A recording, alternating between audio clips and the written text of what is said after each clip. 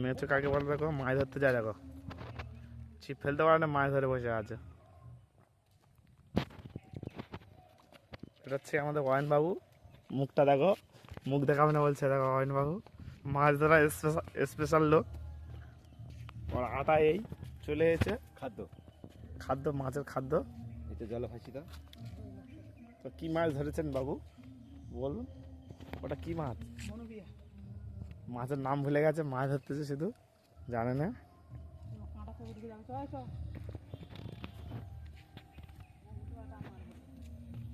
তো চলো বাড়ি যাওয়া যাক, আমিও বাড়ি যাই।